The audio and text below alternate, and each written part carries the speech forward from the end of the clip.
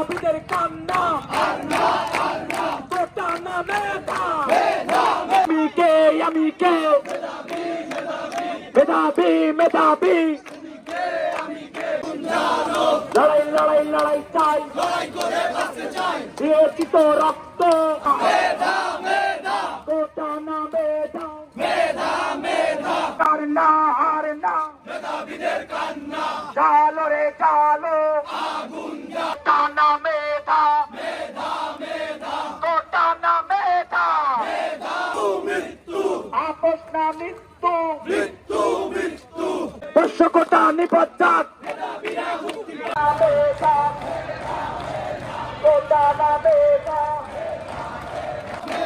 কোটা না মেধা কোটা না মেধা মেধাবীদের কান্না মেধাবীদের কান্না কোটা না মেধা লড়াই লড়াই লড়াই চাই লড়াই করে বাঁচতে চাই সকল জায়গা থেকে সকল কোটার যৌক্তিক সংস্কার করতে হবে।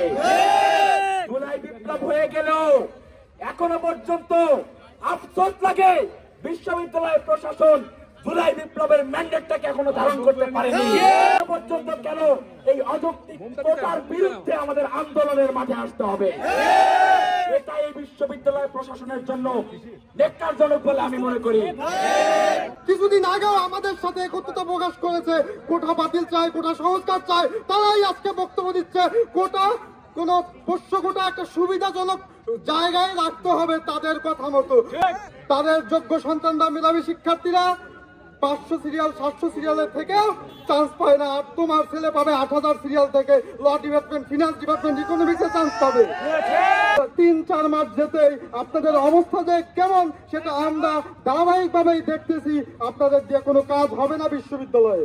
কারণ বিশ্ববিদ্যালয়ে যদি কাজ হতোই এই 4 মাসে কি উল্লেখযোগ্য কাজ করেছে বিশ্ববিদ্যালয় প্রশাসন? 5টা উল্লেখযোগ্য কাজ বলতে পারবে তারা এই কাজ করেছে? শিক্ষার্থী বান্ধব হসপিটালের সমস্যা, আমাদের ফর্ম ফিলাপের সমস্যা, আমাদের ডাইনিং এ ক্যান্টিনে খাবারের মান কোন ধরনের মানে নিম্ন মান যেটা সেটা হচ্ছে ডাইনিং ক্যান্টিনে চলে। আমরা বাবুর্চিদের সাথে কথা বলেছি, তারা বলছে পৃথিবীর সব থেকে নগণ্য খাবার আপনাদের খাওয়ানো হয়।